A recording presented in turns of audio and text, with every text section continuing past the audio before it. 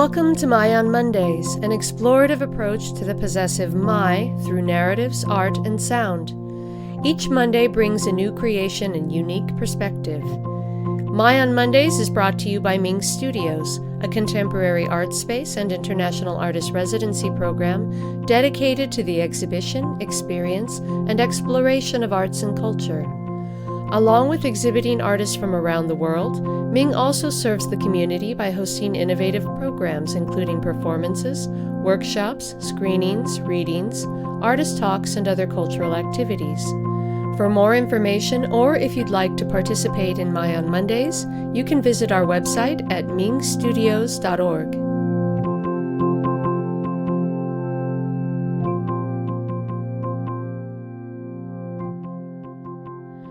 Welcome, and thank you so much for joining us for our 10th episode of My on Mondays.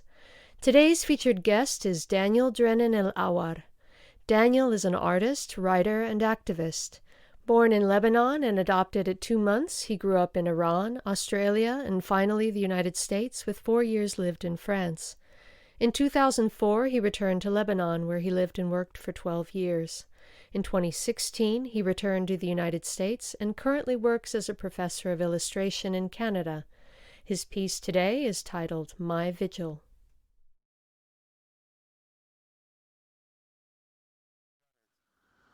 Thank you. ماشي ماشي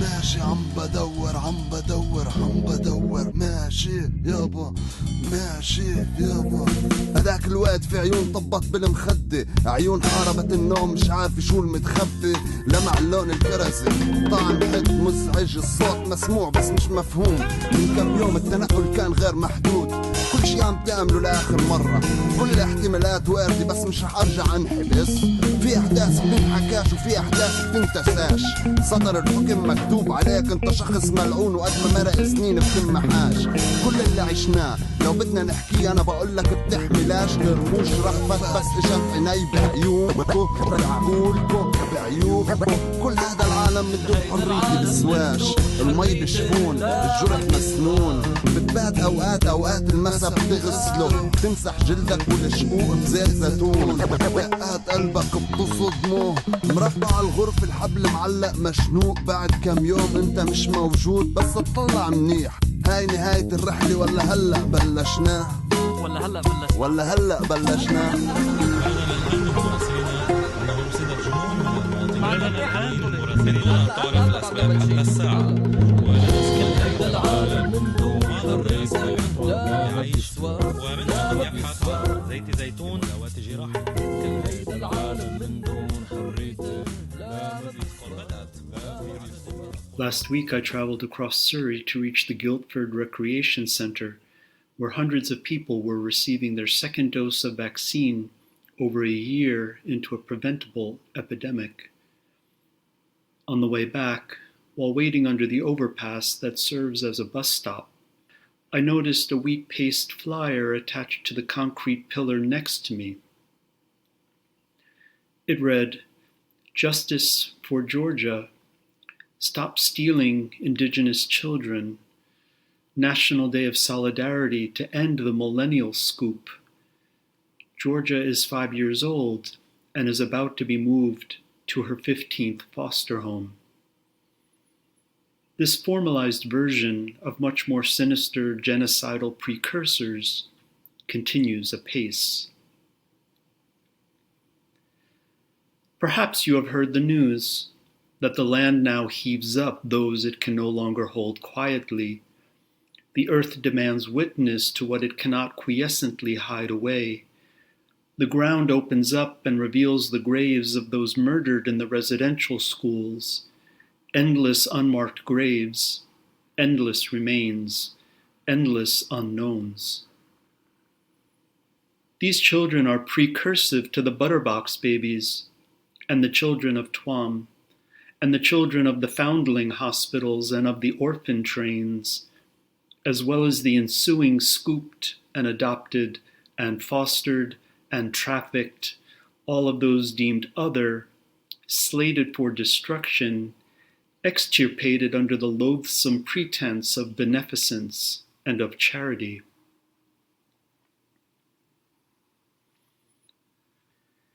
In feeble reply and feigned shock from this psychopathic country come the excuses and the reasonings and the defensive postures. That's not us, I hear stated out loud. Or, it wasn't genocide, strictly speaking, I read in the op-ed article, as if there are levels and nuance to such atrocities. My reply is quite emotionless. This is exactly what this nation enterprise was designed to do. To be shocked is to believe in a moral basis to the current system we live under. It is to suggest that this is an aberration and not the norm. The wheat-pasted flyer is but one tear in a bucket. It joins the posters seeking missing Indigenous women here, the billboards in Georgia and other places doing the same, the milk cartons I grew up with featuring missing children, all fading into a banal continuum of crime on top of crime. The murderous zeal of settler colonialism remains unslaked, and its barbarous foundations reveal themselves. I entitle this treatise, My Vigil. Vigil as in vigilant, vigil as in the constant mode of maintaining, of keeping composure. Vigil, in this light, should not be confused with the weariness felt in the face of the unsustainable affect, pretense, and fronting of those appealing to the butchers. Nor should vigil be seen as a passive non-response in light of the quibbling, of the denial, of the hair-splitting as put forth by the murderers themselves. My vigil may be in their presence, but they are not my audience. Assata Shakur said, "Nobody in history has ever gotten their freedom by appealing to the moral sense of the people who were oppressing them." Such an appeal must pass beyond them to those they deem invalid. To reject are their veiled euphemisms and epithets. Resilient, for one example, is a word used by those who are surprised that we are still present. I speak over their heads and beyond their means of understanding. Malcolm X said, "We are working on our own people." I understand this to mean those of like mind, not necessarily those of the same identity. For there is no resilience, there is only survival. I need not make the case, for one small example, that my orphanage was a site of euthanasia, to put it mildly. I have researched, I have witnessed, I have the evidence. I do not wish what I know on my worst enemy, who, let it be known, would not be able to remain sane if confronted with this reality. The burden of proof, quite on the contrary, is on those who refuse to face up to it.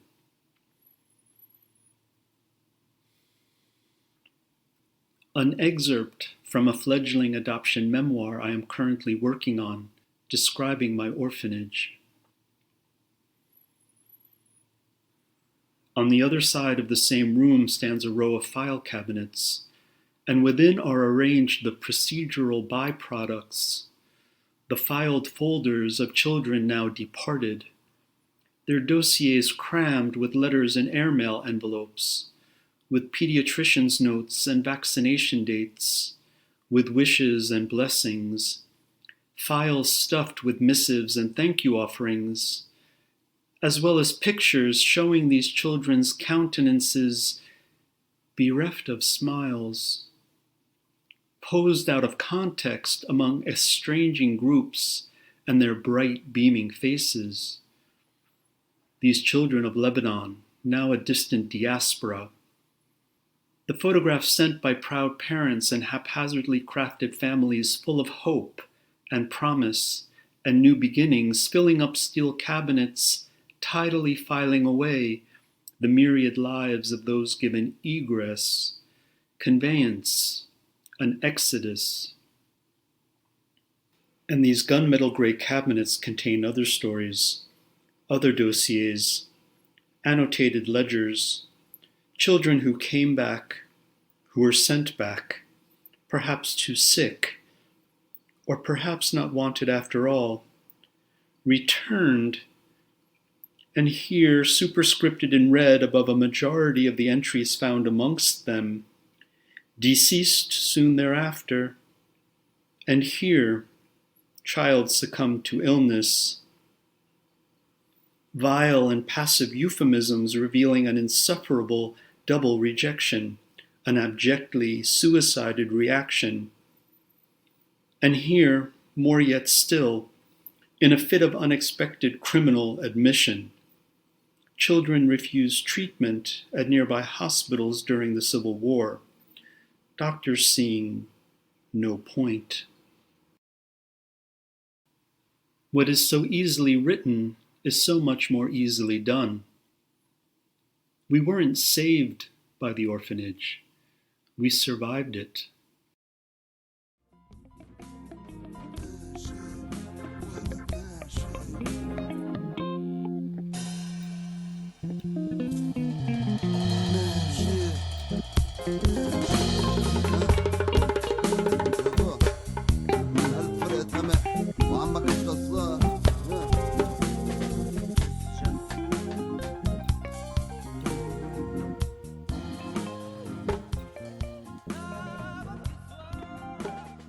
I sent a text to a dear friend at the end of Eid wishing him a blessed Ramadan.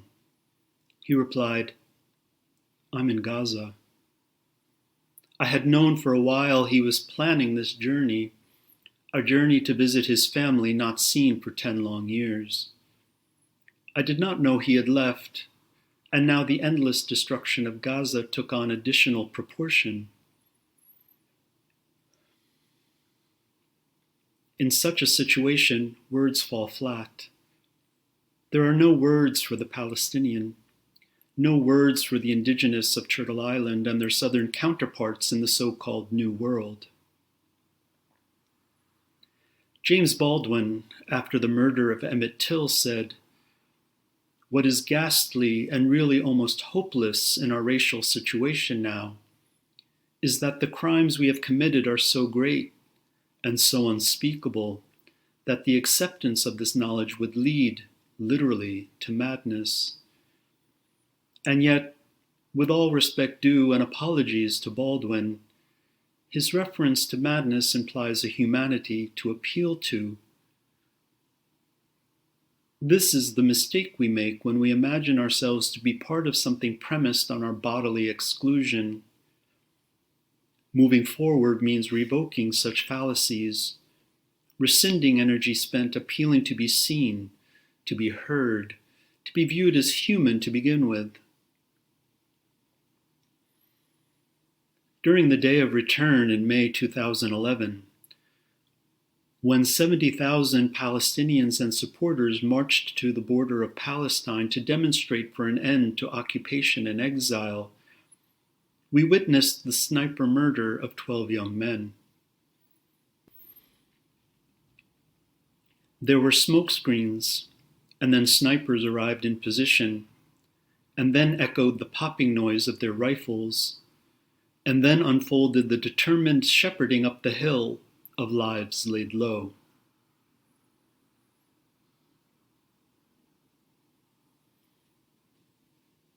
It was 1987 after the first Intifada started. I was in a New York City coffee shop. The words I overheard stung and burned and never left me. I wrote down my thoughts in a sketchbook. I revived them in something I wrote after the above massacre.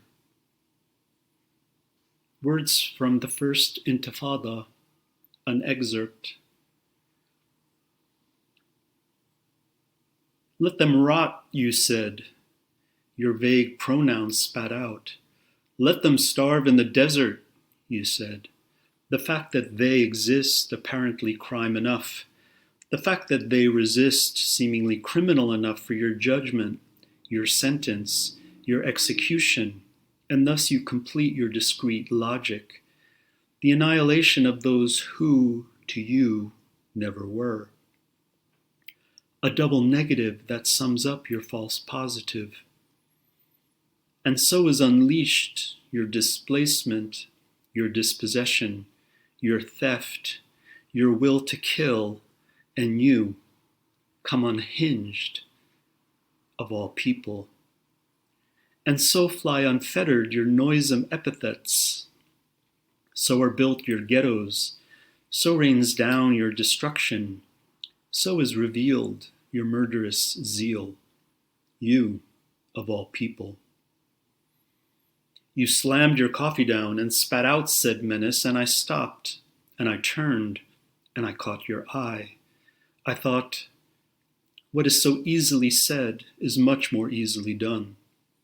Let them starve in the desert, let them rot in the sun, let them riot in Gaza, you said, and our eyes met, and I saw you seeing me, and I completed your thought, computed your equation, I arrived at your horrid calculus, infinitely revealed in your possessing and usurping and stealing, as well as in your means and ways and methods.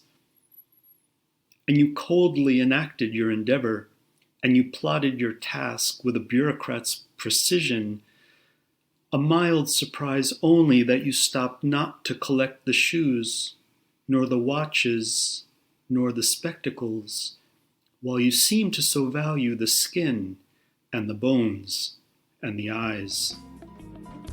You of all people.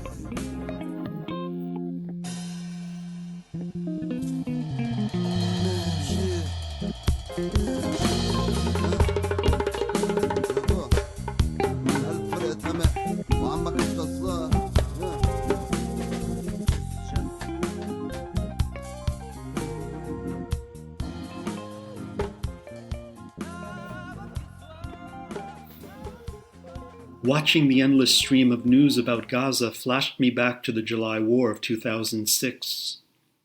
The 33 days of bombardment that destroyed the southern suburbs of Beirut, the infrastructure of Lebanon, as well as towns in the south. It was July 14th, 15 years ago, that I wrote the following. Excerpts from a diary kept during the July War in 2006. I woke and could hear the sound of the muezzin calling the faithful to prayer, a rhythmic, cadenced call that I find comforting in its daily reminder of one's humble status, of one's humanity, of one's community, to all points compass-wise called out. And then another sound of low-flying jets, a roar and a sonic boom that shook the building. And then another sound, an explosion to the south. I ran to the balcony door, and the neighbors did the same, and lights came on, and people stared out into the dark sky, now reflecting light from a bomb blast just south in the Dahye. And the noise of jets forces you to duck your head as if they might graze the top of your very skull. And their sonic booms shock you into the very corners of your apartment, though they cause no harm, save some broken glass somewhere else. And the dull thud of bombs meeting their targets reveals itself in a viscerally felt pressure wave that is, comparatively speaking, easier on the ears, as though to belie its deadliness. And my sister called, which amazed me in terms of phone service here, and I kept her on the phone to keep her voice close. The sounds of her voice comfort in the dark, only I wish she hadn't heard the bombs drop. I wish she didn't have to hear the sonic booms ricocheting off the walls and through my head. The pause in our conversation endless, as outside the noise screamed and pounded and boomed, and silent pink lights rose to meet no target, and yellow-orange flames reflected off of the smoke of their own creation. And my parents called, and I prayed that my mother might be spared the sound of the night before, straining my ears for sounds of jets, ready to hang up if necessary to prevent such a transmission. Sounds no mother should hear, especially when that noise is directly delivered to other mothers. That noise and the bomb it delivered that mowed down 8 children of a mother's work yesterday in one fatal moment. That noise that haunts mothers' nightmares throughout this country. That piercing scream of death come quickly. And then silence, as after a nightmare, the rising sun serves to vanquish evil. A dark plume of smoke rose heavy in the southern sky, accompanied by not a sound, not a siren, not a cry, not a car, not a voice, nothing, no one. So silent that one might try to sleep, exhausted, as if hearing and seeing, in and of themselves, were fatiguing activities.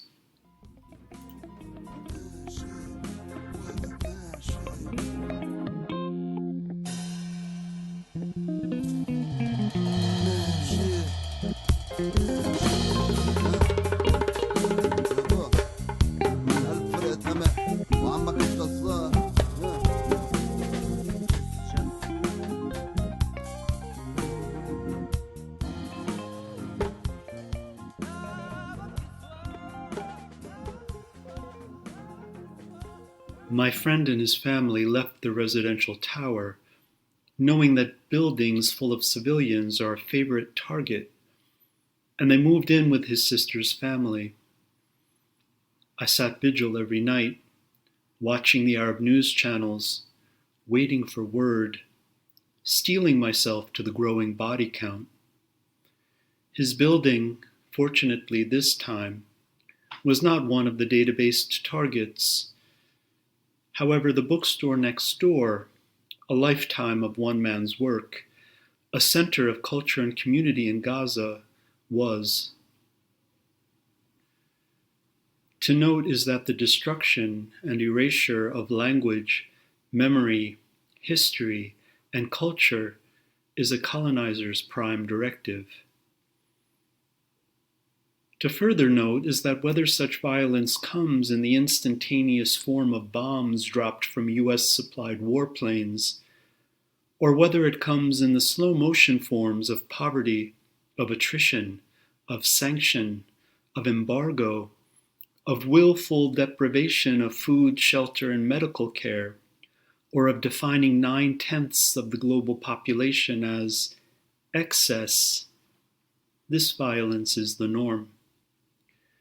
We are not witnessing global crises. We have simply lost our ability to sequester ourselves away from what the world lives day to day. The line dividing those seen as economically and politically embodied and those not remains as stark now as when Bishop Vital Justin Grandin in 1875 said, "We instill in them a pronounced distaste for the native life, so that they will be humiliated when reminded of their origin. When they graduate from our institutions, the children have lost everything native except their blood."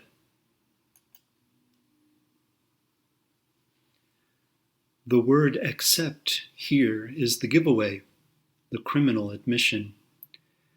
Accept their blood implies that the atrocious task is not complete, that a facade of outward alteration has been accomplished, but that the taint of blood remains, that the genocidal intent has not been achieved, that the extirpation has not been brought to literal fruition. Fruition, from the Old French fruition, and directly from late Latin fruitionem, the act of enjoying, a pleasurable attainment. It is no accident that Canada's federally mandated term for non-Anglos is visible minority. It is no accident that such minorities provide great entertainment in sanctioned and subsidized minstrelsies, Kim's Convenience, ethnic food festivals, endless aesthetic references to vagaries of identity devoid of context and distanced from source. Frantz Fanon referred to this as mummified culture. He said, "A new system of values is imposed by the heavy weight of cannons and sabers. Historic observation reveals that the aim sought is rather a continued agony than a total disappearance of the pre-existing culture, which becomes closed, fixed in the colonial status, caught in the yoke of oppression." The formalized shuck and jive of another era allows for existence, provides for survival, but this is not living. Witness to the anti-racism industries, the fashionable theories, the wholesale profiting from this abject condition, a colonizing NGO mentality, the willful avoidance of proposing radical alternatives to this status quo. The history of resistance local to where I find myself now, whether indigenous, labor-based, from within the Radar movement, the farmer, Chinese worker, and other general strikes, is thus negated. Currently, we see a plenitude of such sites of resistance, the interruption of pipelines and foresting efforts, the blocking of ports and train tracks, and hunger strikes in the prisons, among many others. The necessary praxis of surpassing our current dystopia is not a secret. The methods and modes are known. The means to this end are in our hands. As the Palestinians say, al-wujud maqawma, existence is resistance. Such action becomes the only valid culture, an art of protest and resistance, a desire to break with the continued agony. It was notable last summer, and every riotous summer before that, the outcry in the face of the destruction of property, especially that which didn't belong to the peoples and communities it is found among. Kwame Ture said, "The oppressor is only opposed to violence when the oppressed talk of using violence against them." Above and beyond this hypocrisy, we should note the depraved elation of the oppressor when they use comparatively trifling violence as an excuse for their wanton and pre-planned destruction. Quite on the contrary, such an outcry goes wholly missing when lives are involved, except for their blood. Some will point out the placement of the faces of children murdered in Gaza on the cover of the New York Times as proof of change. Quoting a dear friend, "In the end, they always admit their crimes." And I would only add, and thus they delightedly seek out fodder for their dramas of contrition and their crocodile tears. I remember the huge banner that was hung from a downtown overpass in Beirut during the July War. It pictured Condoleezza Rice and named her as the butcher of the children of the Second Qana massacre. Meanwhile, in the United States, she sits on the board of Dropbox, making her a corporate criminal on top of a war criminal. Norman Finkelstein, in an interview with MEMRI Television, stated, "Why roll out the red carpet to George Bush's cabinet members less than 2 years after your whole country was destroyed by them. The Secretary of State said it was the birth pangs of a new Middle East. That's the statement of a freak. A human freak would compare the birth of a child with the destruction of a country. This may go far to explain why the continued existence of such countries is nourished by the destruction of children.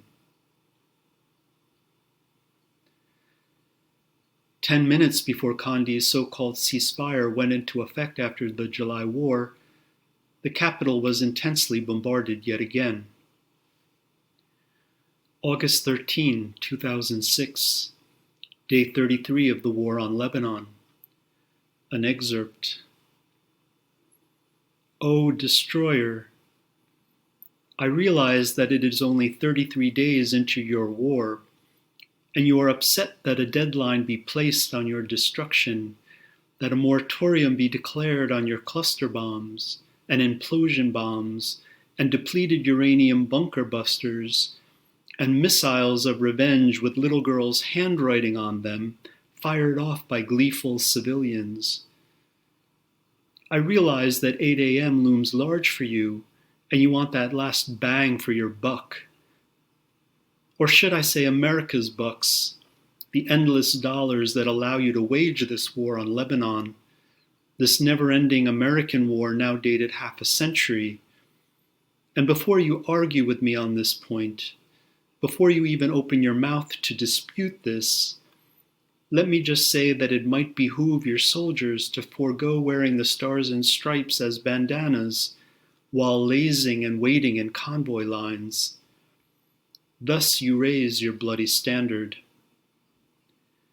And I realize that you know that your summer offensive must soon end, and that your land generals and your sea generals and your air generals all want in on the game, but honestly, when your devils, sick of sin, have come up with something resembling the nightmare's end, how can you brazenly ignore your dear United Nations that feigns asking that you respect, at the very least, the spirit of this latest of 100 or so resolutions that name you explicitly? Must you nonetheless continue to lay waste to Sur, to the Bekaa, to the south? Must a 20 count of megaton bombs fall on the southern suburbs within the space of 2 minutes?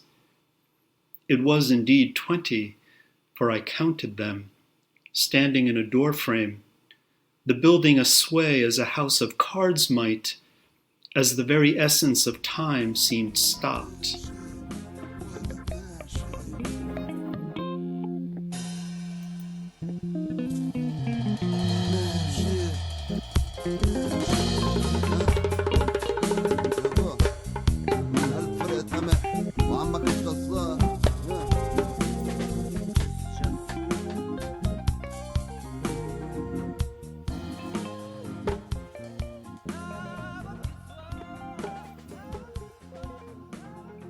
The murderers remain unpunished.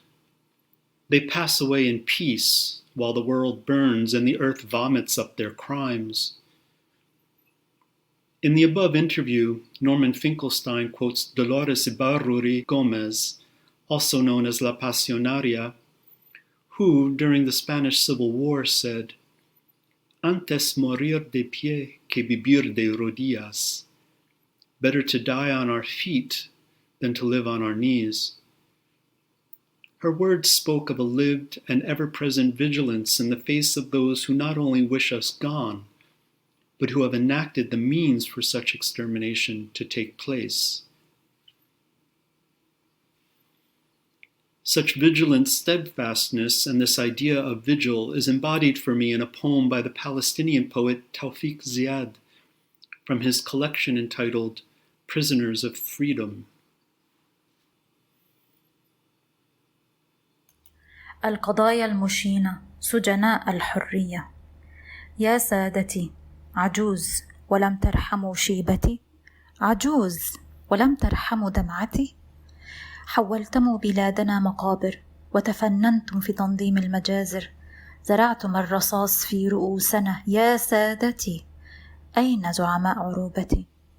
يا سادتي، لا شيء هكذا يمر دون ما حساب، فكل ما صنعتم لشعبنا مسجل على دفاتر يوم الحساب. فيا ويلكم من الحساب يوم يأخذ كل ظالم ومظلوم حقه من عند الذي لا تضيع عنده مظلمتي. يا سادتي، هذه دمعتي يا سادتي. The disgraceful case. Sir, my old age, yet no mercy from you. Me, aged, and you, merciless regarding my tears. You transformed our countries into cemeteries. Your masterpiece remains your methodical butchery. You plant bullets in our heads, sir. Where are our leaders, my fellow Arabs? Sir, this shall not pass unaccounted for. All you have done to our people is registered in notebooks, testament to the day of reckoning. Beware hence your woeful recompense, when the downtrodden and oppressors receive their due. Injustice is attested by they who spare no vagueness, sir. Before you, sir, my merest teardrop.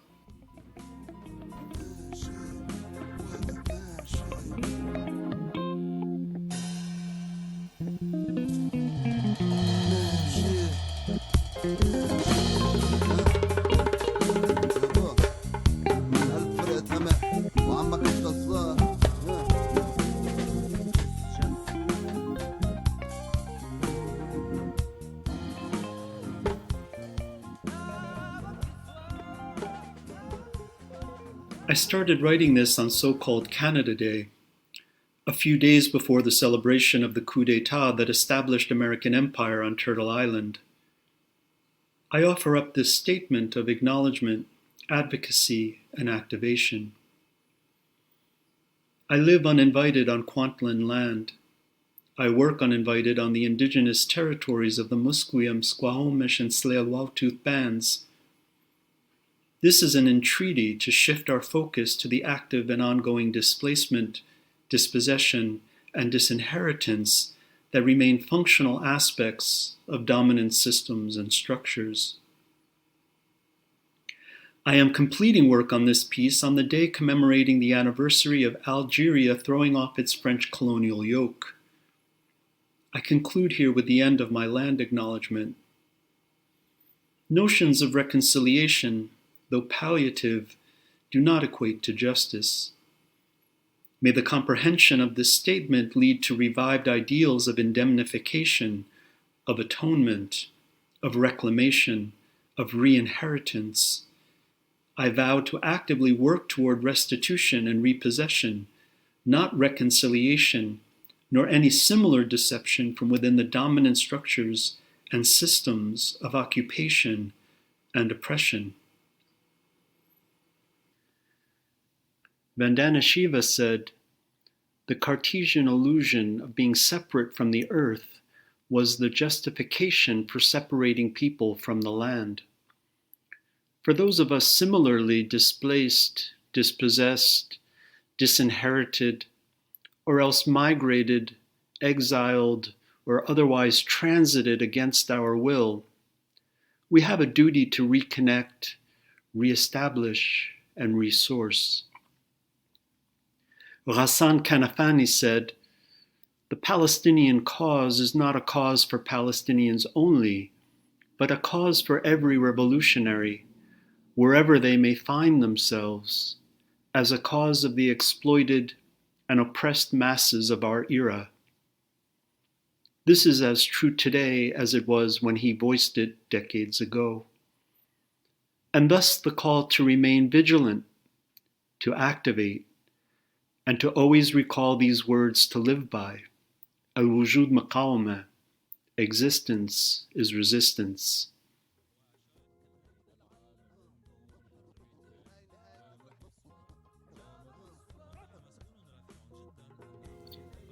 I would like to express my thanks to those collaborating with me on this piece. I'm exceedingly grateful to my dear friend and colleague Amani Essayed in Beirut for her help with translation, as well as her reading of Tawfiq Ziad's poem. Amani currently works as a writer, researcher, and language arts instructor. I miss our discussions and debates.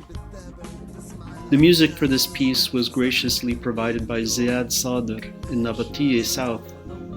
Ziad is a former student, artist, musician, as well as great inspiration to me. The duo he was part of for this music is called Qameh, here featuring Al Jazar. The name of the song is Am Badawar, I Am Seeking, and the mix is by Usloob, formerly of the Palestinian rap group Katibi Khamse. Finally, thank you for lending an ear to this audio cast. I appreciate your time and attention.